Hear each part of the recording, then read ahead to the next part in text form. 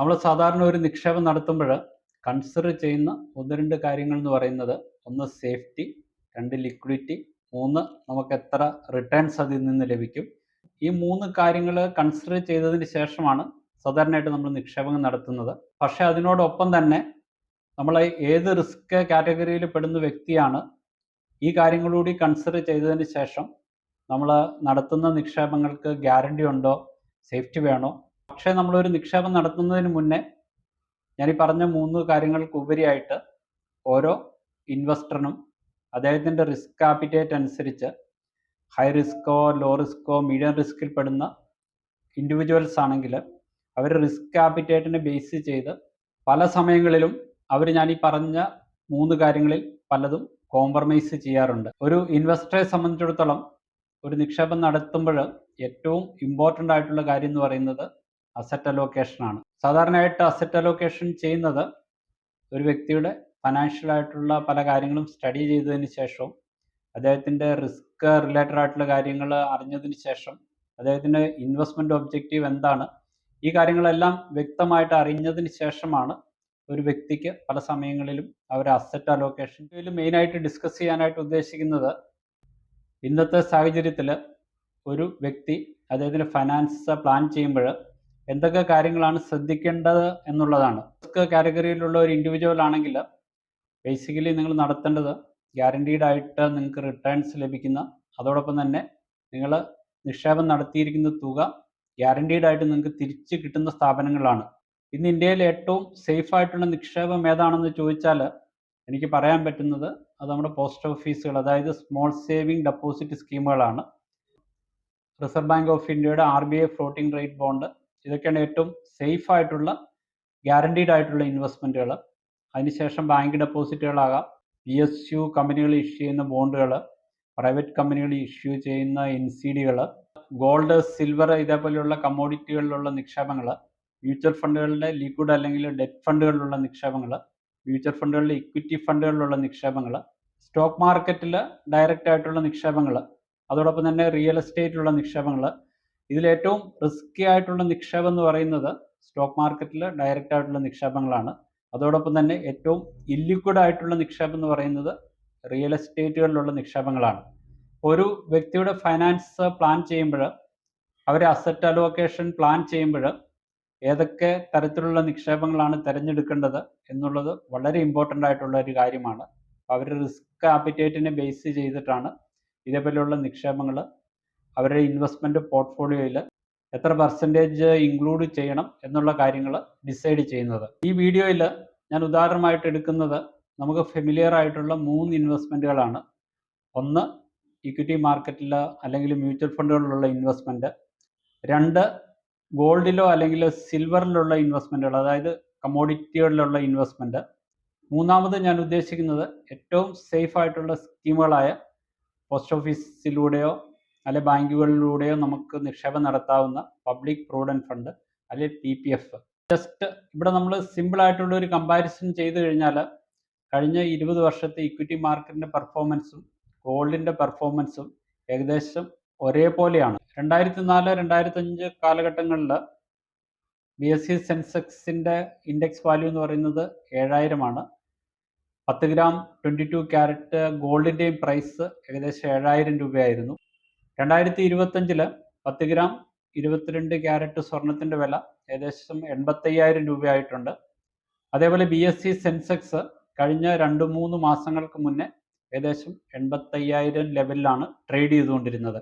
ഇതിൽ നിന്ന് നമുക്ക് വ്യക്തമാകുന്നത് കഴിഞ്ഞ 20 വർഷക്കാലത്തിനുള്ളിൽ സ്വർണത്തിൽ നിന്നും അതേപോലെ സ്റ്റോക്ക് മാർക്കറ്റിൽ നിന്നും ലഭിച്ച റിട്ടേൺസ് ഏകദേശം ഒരേപോലെയാണ്. സാധാരണയായിട്ട് ഗോൾഡിൻ്റെ പ്രൈസ് ഇൻ്റർനാഷണൽ ലെവലിൽ എക്സ്പ്രസ് ചെയ്യുന്നത് US ഡോളറിലാണ്. കഴിഞ്ഞ 20 വർഷത്തെ ഗോൾഡിൻ്റെ പെർഫോമൻസ് നോക്കിയാൽ US ഡോളർ ടേംസിൽ ഏകദേശം 10% ആനുവൽ റിട്ടേൺസ് ഗോൾഡ് തന്നിട്ടുണ്ട്. പക്ഷെ നമ്മുടെ ഇന്ത്യയെ സംബന്ധിച്ചിടത്തോളം ഇതിനേക്കാളും കൂടുതലാണ്. ഇന്ത്യൻ കറൻസി US ഡോളറുമായിട്ട് കമ്പയർ ചെയ്യുമ്പോൾ വർഷങ്ങളായിട്ട് ഡിപ്രീഷിയേറ്റ് ചെയ്തുകൊണ്ടിരിക്കുകയാണ്. അപ്പോൾ ഇൻ്റർനാഷണൽ മാർക്കറ്റിൽ ഗോൾഡിൻ്റെ വില US ഡോളറിൽ പറയുമ്പോൾ നമ്മുടെ ഇന്ത്യൻ റുപ്പിയിലേക്ക് അത് കൺവേർട്ട് ചെയ്യുമ്പോൾ നമ്മുടെ കൺവേർഷൻ റേറ്റ് വെച്ചിട്ടാണ് ചെയ്യുന്നത്.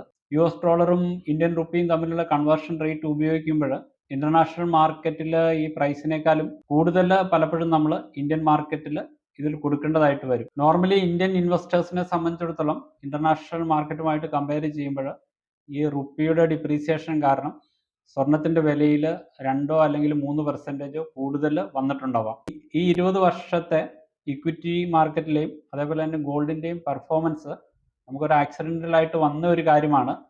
എപ്പോഴും നമുക്ക് കൂടുതൽ റിട്ടേൺസ് ജനറേറ്റ് ചെയ്തു തരുന്നത് ഇക്വിറ്റിയിൽ നിന്ന് തന്നെയുള്ള ഇൻവെസ്റ്റ്മെന്റ് ആയിരിക്കാം. അതോടൊപ്പം തന്നെ ഗോൾഡിലുള്ള ഇൻവെസ്റ്റ്മെന്റിന്റെ ഇമ്പോർട്ടൻസ് നമുക്ക് കുറച്ച് കാണാനായിട്ട് സാധിക്കില്ല. 2020 മുതൽ ഇന്റർനാഷണൽ മാർക്കറ്റിൽ ഗോൾഡിന്റെ പെർഫോമൻസ് നമ്മൾ നോക്കിയാൽ 2020 ഏകദേശം 24.43%, 2021 -3.51% റിട്ടേണും, 2022 -0.23% റിട്ടേൺസും, 2023 ഗോൾഡിൽ 13% കൂടുതൽ റിട്ടേൺസും, 2024 ഏകദേശം 30% റിട്ടേൺസും, 2025 ഇതുവരെയും ഏകദേശം 10.76% റിട്ടേൺസ് അല്ലെങ്കിൽ ആനുവൽ റിട്ടേൺസ് ആണ് നമുക്ക് ഗോൾഡ് ഇൻവെസ്റ്റ്മെന്റുകളിൽ നിന്ന് ലഭിച്ചിരിക്കുന്നത്. സെപ്റ്റംബർ 2024 മുതൽ ഇക്വിറ്റി മാർക്കറ്റ് ഒരു ഡൗൺവേർഡ് ട്രെൻഡിലാണ്. അപ്പോൾ തീർച്ചയായിട്ടും അത് പെക്യുലിയർ ആയിട്ടുള്ള ഒരു സിറ്റുവേഷൻ ആണ്. അതും ഇതുമായിട്ട് നമുക്ക് കമ്പയർ ചെയ്യാൻ പറ്റില്ല. എങ്കിൽ തന്നെയും ഒരു വ്യക്തിയെ സംബന്ധിച്ചിടത്തോളം അദ്ദേഹത്തിന് ഇൻവെസ്റ്റ്മെന്റ് പ്ലാൻ ചെയ്യുമ്പോൾ ഗോൾഡിലുള്ള ഇൻവെസ്റ്റ്മെന്റ് നമ്മൾ പാടെ അവോയ്ഡ് ചെയ്യരുത്. നിങ്ങളുടെ ഇൻവെസ്റ്റ്മെന്റ് പോർട്ട്ഫോളിയോയിൽ ഒരു 5 മുതൽ 10% വരെയും ഗോൾഡിലുള്ള ഇൻവെസ്റ്റ്മെന്റ് ഇതിൽ എക്സ്പേർട്ട് ആയിട്ടുള്ള ആളുകൾ റെക്കമെൻഡ് ചെയ്യുന്നുണ്ട്. എന്നാൽ കഴിഞ്ഞ കുറേ വർഷങ്ങളിലായിട്ട് ഗോൾഡിലുള്ള പെർഫോമൻസ് നമ്മൾ കമ്പയർ ചെയ്ത് നോക്കിയാൽ ഗോൾഡ് ഒരു റീസണബിൾ ആയിട്ടുള്ള റിട്ടേൺസ് നൽകിയിട്ടുണ്ട്. ഇക്വിറ്റിയിൽ ഇൻവെസ്റ്റ് ചെയ്യുന്നത് പോലെ തന്നെ ഗോൾഡിൽ നിങ്ങൾ നിക്ഷേപങ്ങൾ നടത്തുമ്പോൾ ഒരു ലോങ് ടൈമിലേക്കുള്ള നിക്ഷേപമായിരിക്കണം. 6 മാസത്തേനോ 1 വർഷത്തേനോ അല്ല. പല വർഷങ്ങളിലും ഗോൾഡിൽ നെഗറ്റീവ് റിട്ടേൺസ് നൽകിയിട്ടുണ്ട്. ഈ കാര്യങ്ങളൂടി കൺസിഡർ ചെയ്തിട്ട് വേണം ഗോൾഡിൽ നിങ്ങൾ നിക്ഷേപം നടത്തുവാനായിട്ട്. എപ്പോഴും ഗോൾഡിൽ നിങ്ങൾ നിക്ഷേപം നടത്തുമ്പോൾ ഡിജിറ്റൽ ഗോൾഡ് മുഖാന്തരം നിക്ഷേപങ്ങൾ നടത്തുക. മ്യൂച്വൽ ഫണ്ടുകളിലെ എക്സ്ചേഞ്ച് ട്രേഡഡ് ഫണ്ടുകളോ അല്ലെങ്കിൽ മ്യൂച്വൽ ഫണ്ടുകൾ ഓപ്പറേറ്റ് ചെയ്യുന്ന ഗോൾഡ് മ്യൂച്വൽ ഫണ്ട് മുഖാന്തരമോ നിക്ഷേപം നടത്തുവാനായിട്ട് ശ്രദ്ധിക്കുക. കഴിഞ്ഞ 3 വർഷത്തെ നമ്മുടെ ഇന്ത്യയിൽ ഓപ്പറേറ്റ് ചെയ്യുന്ന ഗോൾഡ് മ്യൂച്വൽ ഫണ്ടുകളുടെ ആനുവൽ റിട്ടേൺ അല്ലെങ്കിൽ അവർ കൊടുത്ത ആനുവൽ റിട്ടേൺ ഏകദേശം 18 മുതൽ 20% വരെയാണ്. നിങ്ങൾക്ക് ഡിമാറ്റ് അക്കൗണ്ട് ഉണ്ടെങ്കിൽ ഗോൾഡ് ETF-ൽ നിങ്ങൾക്ക് നിക്ഷേപം നടത്താം. ഡിമാറ്റ് അക്കൗണ്ട് ഇല്ലാത്ത വ്യക്തികൾക്ക് മ്യൂച്വൽ ഫണ്ടുകളുടെ ഗോൾഡ് ഫണ്ടുകൾ മുഖാന്തരം നിക്ഷേപങ്ങൾ നടത്താം. മ്യൂച്വൽ ഫണ്ടുകളിൽ നമ്മൾ നിക്ഷേപങ്ങൾ നടത്തുമ്പോൾ സാധാരണയായിട്ട് സജസ്റ്റ് ചെയ്യുന്ന ഒരു മെത്തേഡ് എന്ന് പറയുന്നത് SIP റൂട്ടിലുള്ള നിക്ഷേപങ്ങളാണ്. അതേപോലെ തന്നെ ഗോൾഡിൽ നിങ്ങൾ നിക്ഷേപങ്ങൾ നടത്തുമ്പോൾ SIP റൂട്ടിലുള്ള ഒരു നിക്ഷേപം നിങ്ങൾ ഫോളോ ചെയ്യുക. ഇക്വിറ്റി പോലെ തന്നെ ഗോൾഡിൻ്റെ പ്രൈസും ഒരുപാട് വേരി ചെയ്യുന്ന ഒരു കമ്മോഡിറ്റിയാണ്. അതിനാൽ നിങ്ങൾ നടത്തേണ്ട എമൗണ്ട് ലംസമായിട്ട് നിക്ഷേപം നടത്താതെ സിസ്റ്റമാറ്റിക് ഇൻവെസ്റ്റ്മെൻറ്റ് റൂട്ടിലോ അതുമല്ല എങ്കിൽ നിങ്ങൾ ലംസമായിട്ടാണ് പണം നിക്ഷേപിക്കാനായിട്ട് ഉദ്ദേശിക്കുന്നതെങ്കിൽ അത് സ്പ്ലിറ്റ് ചെയ്ത് ചെറിയ ചെറിയ എമൗണ്ടുകളായിട്ട് നിക്ഷേപങ്ങൾ നടത്തണം. ഫ്യൂച്ചറിലേക്കും ഗോൾഡിൻ്റെ പ്രൈസ് ഇൻക്രീസ് ചെയ്യാനായിട്ടുള്ള ഒരു ട്രെൻഡാണ് കാണിക്കുന്നത്. അതിനെ സപ്പോർട്ട് ചെയ്യുന്ന ഒരുപാട് കാര്യങ്ങളുണ്ട്.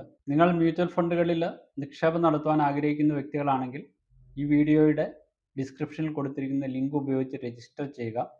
ആംഫി രജിസ്റ്റേർഡ് ആയിട്ടുള്ള ഒരു MFT നിങ്ങളുടെ ഇൻവെസ്റ്റ്മെൻറ്റ് ഒബ്ജക്റ്റീവിനെ ബേസ് ചെയ്ത് നിങ്ങളുടെ റിസ്ക് അനലൈസ് ചെയ്തതിന് ശേഷം സ്യൂട്ടബിൾ ആയിട്ടുള്ള മ്യൂച്വൽ ഫണ്ട് സ്കീമുകൾ സജസ്റ്റ് ചെയ്യുന്നതാണ്. മ്യൂച്വൽ ഫണ്ടുകളിൽ നിക്ഷേപം നടത്തുവാനായിട്ട് സീരിയസ് ആയിട്ട് ആലോചിക്കുന്ന വ്യക്തികൾ മാത്രം രജിസ്റ്റർ ചെയ്താൽ മതിയാകും. ഇക്വിറ്റിയിലും ഗോൾഡ്, സിൽവർ പോലെയുള്ള കമ്മോഡിറ്റികളിലുള്ള നിക്ഷേപങ്ങൾ പോലെ തന്നെ ഇമ്പോർട്ടൻ്റ് ആയിട്ട് നിങ്ങൾ കൺസിഡർ ചെയ്യേണ്ട ഒരു നിക്ഷേപമാണ് PPF, അതായത് public provident fund. Public provident ഫണ്ടിൻ്റെ പ്രത്യേകതകളെക്കുറിച്ച് ഒട്ടനവധി വീഡിയോകൾ നമ്മുടെ യൂട്യൂബ് ചാനലിൽ പോസ്റ്റ് ചെയ്തിട്ടുണ്ട്. ഒരു 2 മാസത്തിന് മുന്നേ എങ്ങനെയാണ് നിങ്ങൾ റിട്ടയർമെൻറ്റ് പ്രോപ്പറായിട്ട് പ്ലാൻ ചെയ്യുന്നതിനും അതേപോലെ നിങ്ങൾക്ക് ടാക്സ് ഫ്രീ ഇൻകം കണ്ടിന്യൂസ് ആയിട്ട് ലഭിക്കുന്നതിനും PPF-കൾ എങ്ങനെ നിങ്ങളെ സഹായിക്കുന്നു എന്നതിനെക്കുറിച്ച് വിശദമായിട്ടുള്ളൊരു വീഡിയോ പോസ്റ്റ് ചെയ്തിട്ടുണ്ട്. ആ വീഡിയോയുടെ ലിങ്ക് ഞാൻ ഡിസ്ക്രിപ്ഷനിൽ കൊടുക്കാം. താല്പര്യമുള്ള ആളുകളത് കണ്ടു നോക്കുക. നമ്മുടെ റിട്ടയർമെൻറ്റ് പ്ലാൻ ചെയ്യുന്നതിന് ഏറ്റവും ബെസ്റ്റായിട്ടും സേഫായിട്ടും ഉള്ള ഒരു ഇൻവെസ്റ്റ്മെൻറ്റ് ഓപ്ഷനാണ് PPF എന്ന് പറയുന്നത്. നിലവിൽ PPF-ൽ നൽകുന്ന ഇൻട്രസ്റ്റ് റേറ്റ് 7.1% ആണ്. 15 ഇയർ പീരീഡിലേക്കാണ് ഈ നിക്ഷേപമെങ്കിലും 7 വർഷങ്ങൾക്ക് ശേഷം നിങ്ങൾക്ക് പാർട്ടായിട്ട് വേണമെങ്കിൽ വിഡ്രോ ചെയ്യാം. ഇതിൻ്റെ ഏറ്റവും വലിയൊരു പ്രത്യേകത എന്ന് പറയുന്നത് നിങ്ങൾ ഇൻവെസ്റ്റ് ചെയ്യുന്ന എമൗണ്ടിന് സെക്ഷൻ 80C അനുസരിച്ച് നിങ്ങളുടെ ടാക്സബിൾ ഇൻകത്തിൽ നിന്ന് 1,50,000 രൂപ വരെയും കുറച്ച് കാണിച്ച് നിങ്ങൾ കുറച്ച് ടാക്സ് കൊടുത്താൽ മതിയാവും. അതിനോടൊപ്പം തന്നെ PPF-ൽ നിന്ന് ഏൺ ചെയ്യുന്ന ഇൻട്രസ്റ്റ് 100% ടാക്സ് ഫ്രീ ആണ്, ടാക്സ് എക്സംപ്റ്റഡ് ആണ്. PPF ഡെപ്പോസിറ്റ് മെച്യൂർ ആകുന്ന സമയത്തും നിങ്ങൾ ഒരു പൈസ പോലും ടാക്സ് കൊടുക്കേണ്ട ആവശ്യമില്ല. PPF അക്കൗണ്ടിൻ്റെ ഏറ്റവും വലിയൊരു പ്രത്യേകത 15 വർഷങ്ങൾക്ക് ശേഷം ഓരോ 5 വർഷത്തേന് വേണമെങ്കിലും എത്ര കാലം വേണമെങ്കിലും PPF അക്കൗണ്ട് നിങ്ങൾക്ക് എക്സ്റ്റെൻഡ് ചെയ്യുവാനും ടാക്സ് ഫ്രീ ഇൻകം നേടുവാനും അതോടൊപ്പം തന്നെ പ്രോപ്പറായിട്ടുള്ള രീതിയിൽ നിങ്ങളുടെ റിട്ടയർമെൻറ്റ് പ്ലാൻ ചെയ്യുമ്പോൾ എപ്പോഴും കൺസിഡർ ചെയ്യേണ്ട ഗ്യാരണ്ടീഡ് ആയിട്ട് നിങ്ങൾക്ക് ഫിക്സഡ് ഇൻകവും കിട്ടുന്ന ഒരു ഇൻവെസ്റ്റ്മെൻറ്റ് ഓപ്ഷൻ PPF ആയിരിക്കണം. PPF-ൽ നിന്ന് നിങ്ങൾക്ക് ഗ്യാരണ്ടീഡ് ആയിട്ടും ടാക്സ് ഫ്രീ ആയിട്ടുള്ള ഒരു ഇൻകം കിട്ടും.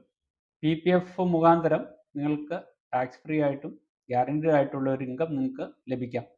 PPF-ൻ്റെ ഇൻട്രസ്റ്റ് ഓരോ ക്വാർട്ടറിലും ചേഞ്ച് ചെയ്തുകൊണ്ടിരിക്കും എന്നുള്ള കാര്യം നിങ്ങൾ മനസ്സിലാക്കുക. എന്നാൽ കഴിഞ്ഞ കുറേ വർഷങ്ങളായിട്ട് PPF ഇൻട്രസ്റ്റിൽ ഗവൺമെൻറ് മാറ്റങ്ങളൊന്നും വരുത്തിയിട്ടില്ല. ഞാനിവിടെ പറഞ്ഞു വരുന്നത് നിങ്ങളുടെ ഇൻവെസ്റ്റ്മെൻറ്റ് അല്ലെങ്കിൽ നിങ്ങളുടെ ഫൈനാൻസ് നിങ്ങൾ പ്ലാൻ ചെയ്യുമ്പോൾ നിശ്ചയമായിട്ടും അസറ്റ് അലോക്കേഷന് ഇമ്പോർട്ടൻ്റ് ആയിട്ടുള്ള ഒരു റോളുണ്ട്. നിങ്ങളുടെ റിസ്ക് ആപ്പിറ്റൈറ്റിനെ ബേസ് ചെയ്തിട്ട് നിങ്ങളുടെ ഇൻവെസ്റ്റ്മെൻറ്റ് ഗോൾ അച്ചീവ് ചെയ്യാൻ തരത്തിലുള്ള രീതിയിലുള്ള ഇൻവെസ്റ്റ്മെൻറ്റ് ഓപ്ഷൻസുകൾ നിങ്ങൾ തിരഞ്ഞെടുത്ത് നിങ്ങളുടെ പോർട്ട്ഫോളിയോ പ്രോപ്പറായിട്ടുള്ള രീതിയിൽ അസറ്റ് അലോക്കേഷൻ നടത്തിയാൽ തീർച്ചയായിട്ടും നിങ്ങൾക്ക് നിങ്ങൾ ഉദ്ദേശിക്കുന്ന രീതിയിലുള്ള ഒരു കോർപ്പസ് ജനറേറ്റ് ചെയ്ത് നിങ്ങളുടെ ഫൈനാൻഷ്യൽ ഗോളുകൾ നിങ്ങൾക്ക് അച്ചീവ് ചെയ്യാനായിട്ട് സാധിക്കും. ഇതേപോലെ ഉപകാരപ്രദമായിട്ടുള്ള 1200ഓളം വീഡിയോകൾ യൂട്യൂബ് ചാനലിൽ പോസ്റ്റ് ചെയ്തിട്ടുണ്ട്. ഈ ചാനലിൽ പോസ്റ്റ് ചെയ്യുന്ന വീഡിയോകൾ യഥാസമയം നിങ്ങളിൽ എത്തണമെങ്കിൽ ചാനൽ സബ്സ്ക്രൈബ് ചെയ്യുകയും ഈ വീഡിയോ ലൈക്ക് ചെയ്യുകയും മറ്റുള്ളവരുടെ അറിവിലേക്ക് വേണ്ടി ഷെയർ ചെയ്യുകയും ചെയ്യുക. ഇതേപോലെ യൂസ്ഫുള്ളും ഇൻഫോർമേറ്റീവുമായിട്ടുള്ള മറ്റൊരു വീഡിയോയുമായിട്ട് മറ്റൊരവസരത്തിൽ കാണുന്നവരെ നന്ദി, നമസ്കാരം.